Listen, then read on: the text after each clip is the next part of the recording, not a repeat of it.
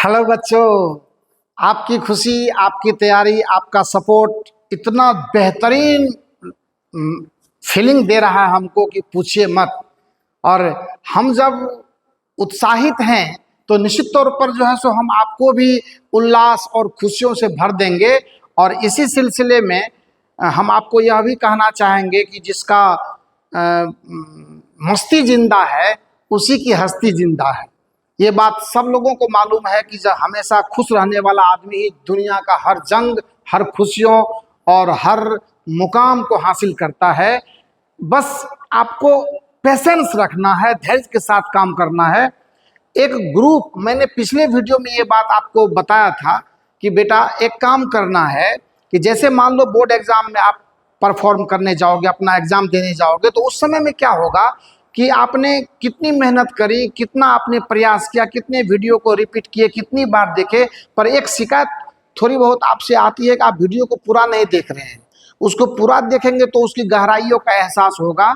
आपको कभी ये ना लगे कि ये तो क्वेश्चन बैंक का ही क्वेश्चन, अरे भाई साहब क्वेश्चन बैंक तो क्वेश्चन के लिए ही है, और वहां से जो तथ्य निकल करके आते हैं सारे क्वेश्चन कहाँ हम आपके ऊपर थोप रहे हैं। जी नहीं, हमारा अनुभव और जिस क्वेश्चन में ग्रेविटी है, कॉन्सेप्ट है, और जिस क्वेश्चन में हमें चांसेस दिखते हैं, उन्हीं क्वेश्चन का बयान हम आपके लिए करते हैं, आपके साथ करते हैं। और हम ये चाहते हैं कि आप अपना समय बर्बाद ना करें और एक जो है बिल्कुल रिजर्व फेज में आकर के एक संशोधित चीज़ों का अध्ययन करें और रेगुलर करें। अपने दोस्तों को शेयर करने से आपको फायदा क्या है, मैं ये बता रहा हूँ आपको। सपोज कीजिए आप एग्जाम हॉल में बैठे हुए हैं, आप भी हैं, आपके दोस्त भी हैं, अगल बगल तो एक ही स्कूल के बच्चे रहते हैं। ऐसे में हो सकता है किसी क्वेश्चन का आंसर आपको ध्यान से ओवर कॉन्फिडेंस में निकल जाए। तो जब आप दोस्तों को ग्रुप बना करके रखेंगे तो वहां से आपको हेल्प मिल जाएगा, और अपने फ्रेंड्स के बीच में इस बात को आप प्रॉपरली शेयर कर देंगे कि बेटा हम लोग मिल करके साथ में इसको तैयारी कर रहे हैं, और ऐसा करने से फायदा ये होगा हमारा कि कुछ बातें अगर हम भूल गए तो तुम्हें याद रहेगी और तुम हेल्प कर दोगे। इस तरह से सारे क्वेश्चन को ढंग से हम लोग करने में सक्सेस हो जाएंगे। हमने आपसे ये कमिटमेंट किया हुआ था कि हम आपको फिजिक्स भी देंगे, हम आपको मैथ भी देंगे, हम आपको केमिस्ट्री भी देंगे, और ओवरऑल हम आपको उसके बाद और भी सब्जेक्ट्स पर हेल्प करेंगे। फिजिक्स ऑलमोस्ट खत्म होने पर है, आपका लगभग हो ही गया है, लेकिन अभी फिजिक्स खत्म पूरी तरह से हम नहीं कर रहे हैं, क्योंकि इस ऑब्जेक्टिव के बाद नेक्स्ट फेज में फिर शॉर्ट आंसर पर काम करेंगे। आप घबराएं नहीं, एक बार आप हमारे लिंक में अगर बन गए हैं तो किस तरह से कब किस प्रकार की तैयारी करनी है ये मैं आपको शेयर करता रहूँगा। बस इतना ध्यान रखना है कि अपने और अपने दोस्तों के बीच मैक्सिमम इसको आप जो है सो मतलब फैलाएं, तो इससे फायदा ये होगा कि सबका सपोर्ट आपको मिलेगा और आपसे भी लोगों को सपोर्ट मिलेगा।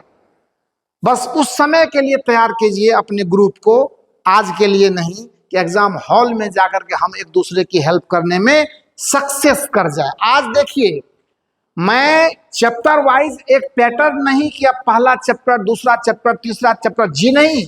आज मैंने आपके लिए केमिस्ट्री की भी शुरुआत कर दी है, ये आपको जान करके बिल्कुल खुश होना चाहिए। मैथ का 2 लेक्चर गया है, अब मैथ भी चलाएगा, कंटिन्यू चलेगा, बीच बीच में फिजिक्स भी चलेगा, बीच बीच में आपको कुछ क्वेश्चन भी करने के लिए हम देंगे। हर तरह से हम आपको तैयार करने में जुटे हैं, और आप इसको कभी सेकेंडरी में नहीं लेना। देखो, मैं आज से ऑर्गेनिक केमिस्ट्री यानी कार्बन तथा उसके यौगिक चैप्टर को शुरू कर रहा हूं, और इसमें एग्जाम बूस्टर कोर्स के मद्देनजर मैं सबसे पहले इसका ग्राउंड बना के देता हूं कि बाय द वे यहां से अगर आपके ऑब्जेक्टिव आ जाएं तो उसका आप कैसे समाधान करने में सफल होंगे। सबसे पहले केमिस्ट्री, अब वो दौर नहीं है कि मैं केमिस्ट्री की परिभाषा कहूँ, केमिस्ट्री के पिताजी का नाम बताऊँ, वो सब चीज़ नहीं देखना। टू द पॉइंट, हम बोर्ड के लिए पढ़ रहे हैं, नॉलेज हमने पहले लिया हुआ है, फिर भी रिवीजन के तौर पर मैं आपको इंट्रोडक्शन आज दे रहा हूँ। मैं इसका कार्बन और उसके यौगिक लिखा ना, कार्बन एंड इट्स कंपाउंड्स, तो इसके लिए मैं आपको आज एकदम बिल्कुल ऐसे पैटर्न बना करके दे रहा हूँ ताकि आपको समझने में और सबसे पहले दिक्कत ना हो, और समझने के बाद ऐसा लगे कि आप क्वेश्चन बनाना मेरे लिए बिल्कुल आसान है। देखा जाए, हमने यहाँ पर लिखा हुआ ये ऑर्गेनिक केमिस्ट्री है, नोटेबल पॉइंट्स फॉर ऑब्जेक्टिव्स। अब जितना आपके पास में ऑब्जेक्टिव का कलेक्शन है, हो सकता है कुछ नया क्वेश्चन भी तो आएगा, और इसका फिर सेकंड फेज जब होगा तो अब आपको क्वेश्चन बैंक के अलावा कुछ हम अपने ऑब्जेक्टिव भी देंगे, या जस्ट लाइक गेस्ट क्वेश्चन के रूप में। तो उसको और बेहतरीन तरीके से आप फोकस करना और देखना कि कितना आनंद आता है। आपको हर दिन नया लगेगा, हर क्लास नया लगेगा, हर एहसास नया लगेगा, इस बात की मैं पूर्ण गारंटी आपको देता हूं। देखा जाए, सबसे पहले पृथ्वी पर कार्बन की उपलब्धता एकदम बिल्कुल वाइटल ऑब्जेक्टिव है, वाइटल ऑब्जेक्टिव 0.02%। अब डेटाबेस भी क्वेश्चन पूछने लगा है, यानी न्यूमेरिकल वैल्यू, संख्यात्मक मान के आधार पर भी ऑब्जेक्टिव्स आने लगे हैं, और नहीं आए हैं तो आने की संभावना, इस बात को आप अपने दिमाग में बैठा लीजिए। पृथ्वी पर कार्बन की उपलब्धता 0.02% याद रखना है।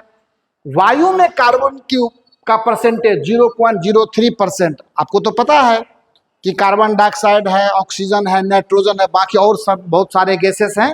तो 21% कौन है? आपको ये क्या बोलते हैं कि ऑक्सीजन है। लगभग 78% के आसपास नाइट्रोजन है, और नाइट्रोजन की उपयोगिता भी बहुत ज़बरदस्त है। आने वाले समय में मैं आपको बताऊंगा कि नाइट्रोजन की उपयोगिता क्या है, ज़बरदस्त चीज़ है वो। आइए, वायु में कार्बन 0.03%। कार्बन की मुक्त अवस्था, यानी कार्बन जो बेसिकली फ्री स्टेट में उपलब्ध है हमारी प्रकृति में, वो 3 रूपों में पाया जाता है। एक हीरा, बेस कीमती, बहुत ही जबरदस्त है ना। आपको तो जब फिजिक्स आप पढ़ रहे होंगे तो आपको पता होगा कि फिजिक्स में मैंने बताया था कि हीरा का अपवर्तनांक सबसे ज्यादा होता है, और इसीलिए हीरा चमकता है। हीरा चमकदार दिखाई देता है किस घटना के कारण? पूर्ण आंतरिक परावर्तन के कारण। देखिए, फिजिक्स भी रिवाइज हो गया 2 मिनट के लिए। यही है वीडियो लेक्चर का बेनिफिट, और यही है हमसे मिलने वाले फायदे। आपको वीडियो लेक्चर को अपनी जगह रख दीजिए, हम क्या आपको बता रहे हैं उस पर ध्यान दीजिए। हीरा का अपवर्तनांक कितना होता है? 2.42, और सबसे अधिक यही है। खैर, उसके बाद ग्रेफाइट के विषय में आप जान लीजिए। ग्रेफाइट है तो ऑर्गेनिक कंपाउंड, यानी कार्बन का अपरूप है, लेकिन ये क्या होता है? यह बहुत ही महत्वपूर्ण चीज है। यह विद्युत का बेहतरीन सुचालक होता है। न्यूक्लियर रिएक्टर में इसका यूज होता है बेटा। न्यूक्लियर रिएक्टर में ग्रेफाइट बहुत महत्वपूर्ण कड़ी के रूप में, बहुत पूर्ण मतलब हिस्से के रूप में आता है। और उसके बाद कोयला, कोयला के विषय में भी आगे डिस्कस करेंगे। कौन सा कोयला बेहतरीन है, कौन सा कोयला मतलब उपयोग के लायक है, कौन सा नहीं, इस पर चर्चा आगे। कार्बनिक यौगिकों का महत्व हमारे दैनिक जीवन में मैं आपको जानकारी के लिए बता दूं। यूं तो यहाँ पर लिखा हुआ है सब चीज, लेकिन मैं जानकारी के लिए बता दूं। आप बच्चे हो, पहली बार आप ऑर्गेनिक केमिस्ट्री पढ़ रहे हो, तो मैं आपको जानकारी के लिए ये कहना चाहूँगा कि हमारे जीवन के हर क्षेत्र में, चाहे मैं भोजन करूं, चाहे मैं दवाइयों के रूप में, कपड़ों के रूप में, है ना, मैंने वो कपड़े वाला नहीं लिखा है। ये जितने भी आप टेरलिन और लेनिन वगैरह देखते हैं, सभी ऑर्गेनिक मतलब उत्पाद हैं। कार्बनिक पदार्थ से मिल करके ये बने हुए, उन्हीं के उत्पाद माने जाते हैं। चाहे दवाई का क्षेत्र हो, मतलब जीवन में जीने के लिए जिन जिन तरीकों, जिन जिन रास्तों का हम लोग उपयोग करते हैं, हर रास्ते में ऑर्गेनिक केमिस्ट्री यानी कार्बनिक पदार्थ या ऑर्गेनिक कंपाउंड हमारे काम आता है। उसी को मैंने एक स्लॉट के रूप में थोड़ा बहुत लिखा है, ताकि आपको एक एहसास हो। भोजन में कार्बन, जैसे कार्बोहाइड्रेट एकदम कार्बन है, में कार्बोहाइड्रेट में कार्बन होता है। वसा, जिसको आप फैट कहते हैं, एकदम बिल्कुल कार्बन है। और आपको तो इसी चैप्टर में सेपोनिफिकेशन यानी साबुनीकरण जब पढ़ेंगे ना आप, तो देखिएगा कैसे जैसे मतलब वसा का इस्तेमाल साबुन बनाने में होता है, उसकी भी जानकारी मिलेगी आपको। प्रोटीन शरीर के लिए बहुत उपयोगी तो सभी हैं ना। उसके बाद विटामिन्स, तो ये सभी ऑर्गेनिक है। माने भोजन के रूप में कार्बन इन रूपों में हमारे पास उपलब्ध है। कीटनाशक के रूप में कार्बन डीडीटी है, गैमेक्सिन है, और बहुत सारे। अब तो आप जाएंगे ना खाद बीज के दुकान पर, इतनी दवाइयां अब फसलों के लिए भी डेवलप हो गई हैं कि आपको गिनना आसान मतलब मुश्किल हो जाएगा, समझना भी मुश्किल है। इसीलिए जो फर्टिलाइजर का दुकानदार होता है उसको इसकी ट्रेनिंग दी जाती है अलग से, कि दवाइयों की जानकारी पहले आप सही से ले लीजिए, अदरवाइज किसान का फसल क्या होगा, बर्बाद हो जाएगा अगर आपने गलत दवाई दी। वो सभी कार्बनिक उत्पाद हैं, ऑर्गेनिक प्रोडक्ट्स हैं वो सभी। तो अब तो उसके क्षेत्र में भी कीटनाशक के रूप में भी कार्बन, या फसल ही नहीं और भी कीटनाशक के रूप में हम लोग दैनिक जीवन में भी इसका इस्तेमाल करते हैं। उसके बाद दवाइयों में कार्बन, दवाई, मेडिसिन, भाई साहब विशालतम क्षेत्र है आज के डेट में। जिस नजरिए से देखो उस नजरिए से, बीमारियों के ठीक होने के नजरिए से देखो या कमाइयों के नजरिए से देखिए, फार्मास्यूटिकल कंपनी जो होती है, यानी दवाइयों की जो कंपनी होती है, अभी वर्ल्ड में नंबर 1 अर्निंग में है। ये विश्व स्तरीय अगर देखें तो सबसे ज्यादा अगर दुनिया में कोई भी कंपनी कमाई कर रही है तो वो मेडिसिन कंपनी है। तो वो कोई बात नहीं, अभी 2-3 का नाम मैंने पेनिसिलिन लिखा, ऑक्सीटेट्रासाइक्लिन लिखा, क्लोरोमाइसिटिन लिखा, क्लोरोक्विन लिखा, गिनना मुश्किल है। मैं अभी बोलना शुरू करूं तो मैं 1500 दवाइयों का नाम तो मैं अभी बोल दूंगा, जबकि मैं डॉक्टर हूं नहीं। पर देखते हैं पेशेंट्स के अगल बगल रहने से, चीज़ों का, दुकानदार के अगल बगल, मेडिकल के अगल बगल रहने से, उनसे बात करने से ये सब अनुभव आते हैं। आपको भी आए होंगे बहुत सारा, अरे बुखार लग गया है तो पैरासीटामोल खा लीजिए, बोलते हैं कि नहीं बोलते हैं? सर्दी लग गई है सेट्रिजिन खा लीजिए, है कि नहीं? कमजोरी लग रहा है सर तो विटामिन, वो जो क्या आता है आजकल, बिकोसुल वगैरह खाते हैं हम लोग, एगो आता है पता नहीं वो रिवाइटल, ये सब खा लीजिए, है ना? ओमेगा 3 खा लीजिए, हार्ट का प्रॉब्लम आ रहा है तो। मतलब इन जनरल लोगों को पता है कि लूज मोशन हो रहा है, मेट्रोजिन या वगैरह वगैरह, सेप्ट्रोन वगैरह खा लीजिए। मतलब लोगों को, बिना पढ़े लिखे लोग भी 100-500 दवाई का नाम जानते हैं भाई साहब। तो खैर, दवाइयों के क्षेत्र में भी कार्बन बहुत बड़ी भूमिका निभाता है, और विस्फोटक के रूप में, एक्सप्लोसिव, है ना? देख लीजिए डायनामाइट, बड़े बड़े पहाड़ों को तोड़ करके रास्ते बनाना, या पहाड़ को तोड़ करके वही गिट्टी वगैरह जो हम लोग छर्री वगैरह बनाते हैं मकान ढलैया के लिए, तो उसमें भी डायनामाइट का इस्तेमाल करते हैं। TNT हो गया, TNB, ट्राइनाइट्रोटोल्यूइन, विस्फोटक एक्सप्लोसिव है। यही सब बम वगैरह बनाने में, ट्राइनाइट्रोबेंजीन, RDX, और पता नहीं और बहुत सारे।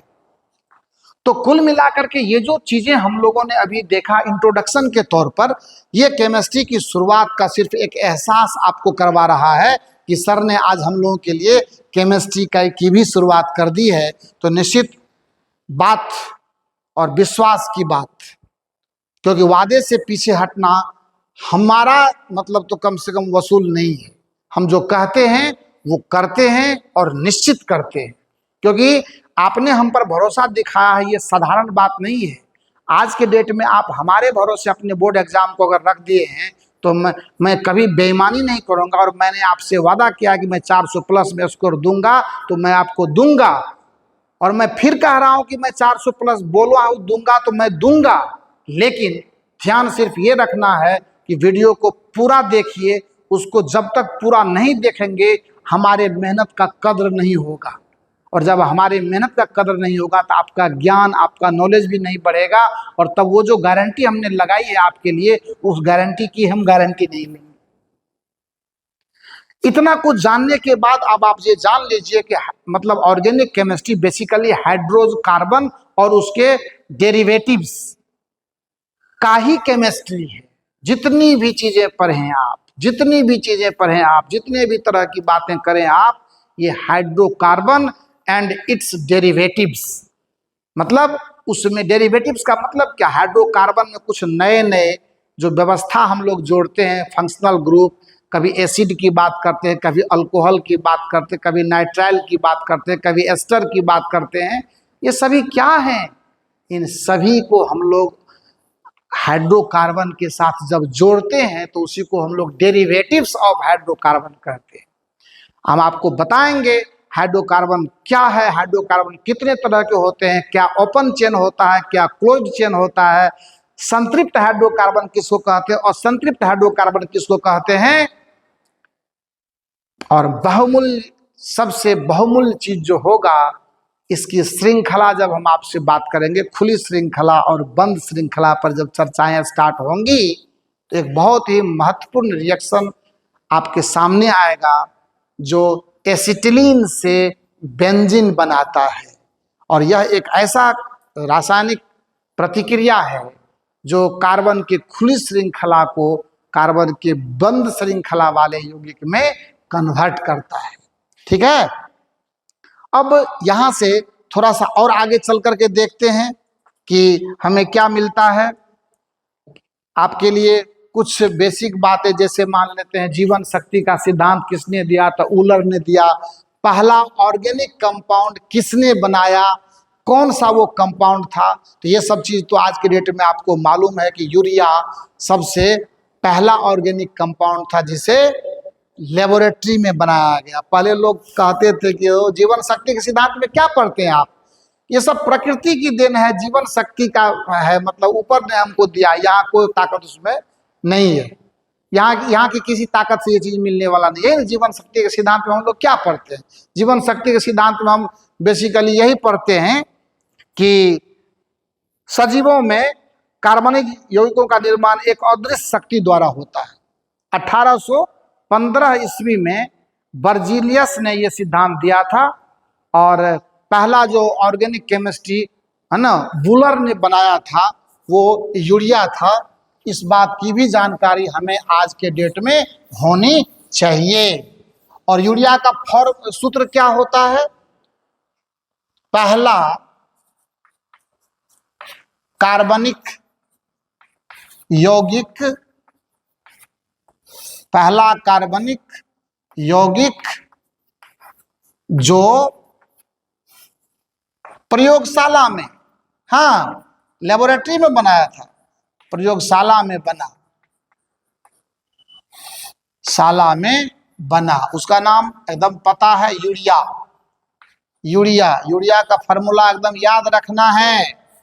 एक से होता है CONH2 या ऐसे अगर बनाना चाहेंगे तो आप NH2C डबल बॉन्ड O और यहाँ फिर NH2, यही होता है यूरिया का। और इसको किसने बनाया था, वूलर ने, वूलर इस वैज्ञानिक का नाम था। ये सब फंडामेंटल चीज है और एग्जाम बूस्टर कोर्स के मद्देनजर इन चीजों पे उतना फोकस करना नहीं, सब बच्चों को ये मालूम है तो अच्छी बात है, मालूम होना भी चाहिए, मालूम हो क्यों नहीं। और जब मालूम है तो यहाँ से अब शुरू करने वाले हैं हम हाइड्रोकार्बन की कहानी, और फटाफट के स्टाइल में हाइड्रोकार्बन पर थोड़ी चर्चा कर लेते हैं कि जब हाइड्रोकार्बन के विषय में समझ आ जाएगी।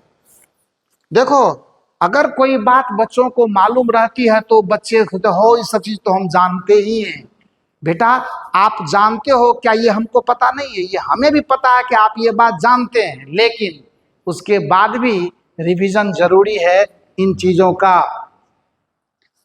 तो हाइड्रोकार्बन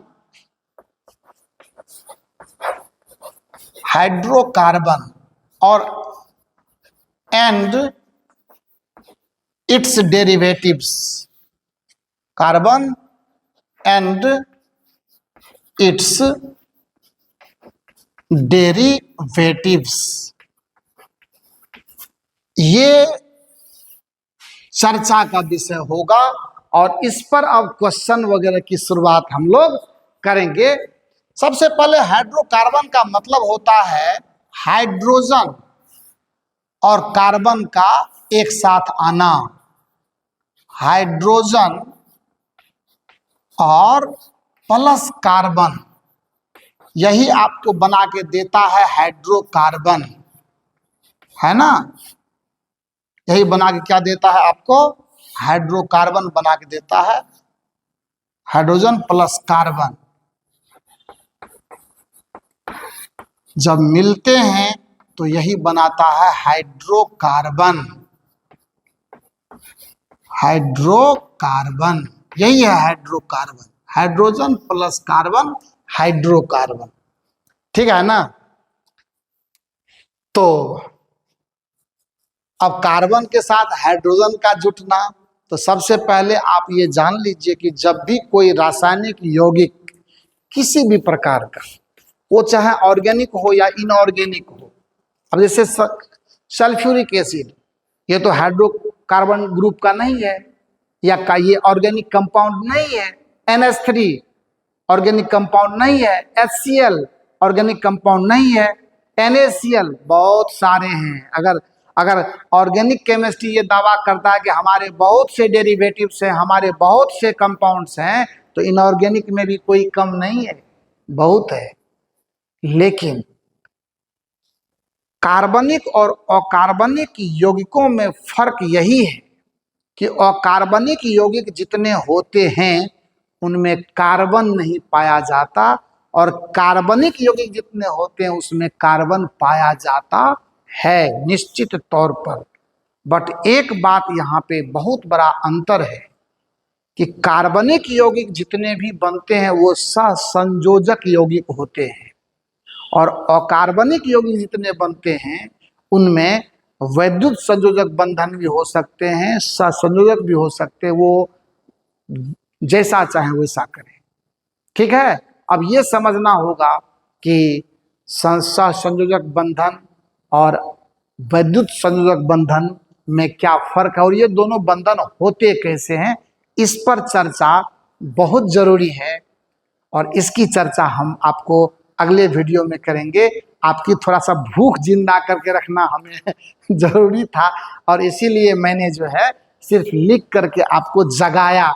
आज इंट्रोडक्शन लेक्चर है, आपको ये मैसेज सिर्फ मैंने किया है कि now we are starting chemistry also on this platform, और इसीलिए आप उसका इंतज़ार करें। नेक्स्ट वीडियो में वो मिलना शुरू हो जाएगा, मैथमेटिक्स भी मिलना। तो 2 लेक्चर मैथमेटिक्स गया, फिर और भी अब लगातार जाएगा। फिजिक्स बीच में थोड़ा सा रुकेगा, फिर बीच बीच में फिजिक्स भी लेंगे। आप ध्यान लगा के रखिएगा, जिस दिन फिजिक्स जाने वाला होगा एक दिन पहले के वीडियो में मैं आपको बता दूंगा, कल आपको फिजिक्स का कुछ नया पार्ट मिलने वाला है। Thank you so much.